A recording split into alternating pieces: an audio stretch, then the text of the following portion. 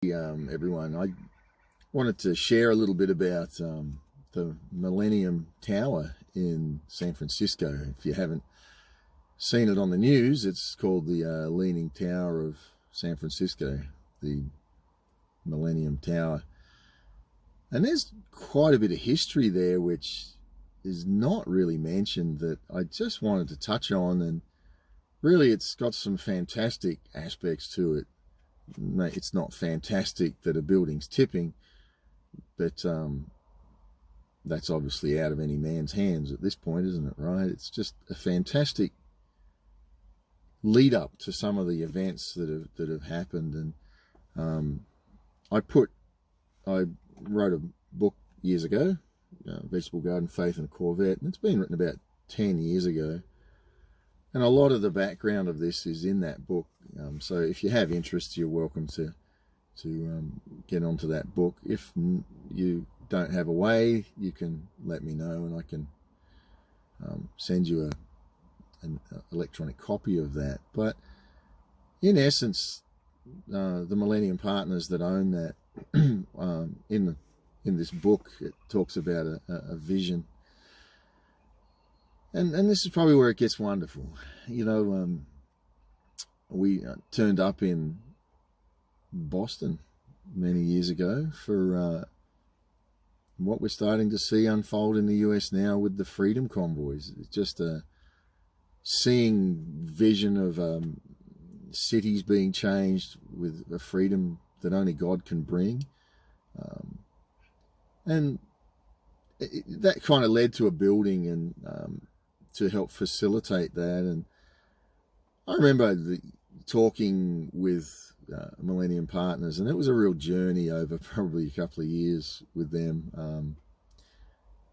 And I won't go into all the detail of that. If you have any interest in that, you can read the book. But a lot of the partners, they'd be aware of my name and the journey of what happened there. But in that journey, we went across to San Francisco as they were developing what now is the Leaning Tower of San Francisco. And I remember trying to contact them, sending them a word that God wanted this building. They had a Paramount Theatre in Boston that they were not using and said they didn't want. And I'll get to that, but I remember very clearly sending them a check each partner for a few $100s, just and with a word that's saying you probably need to put this aside as a symbol, right? It represented something from God, that if you continue to fight God, it won't end well financially for you, and which is kind of absurd, really. I mean, who sends a couple $100s to multi-millionaires, if not billionaires?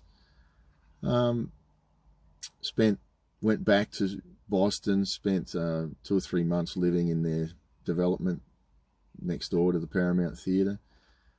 And in the course of that, my last contact with them was with a man, or second last contact, was with a man called Joe Larkin, which was MDA Partners at the time in Boston, had partnered with Millennium Partners to develop properties in Boston. And I remember standing with that man in the foyer of his, his office, and his words to me were, "Scott, we want to give that building away, but we would never give that to anything to do with God."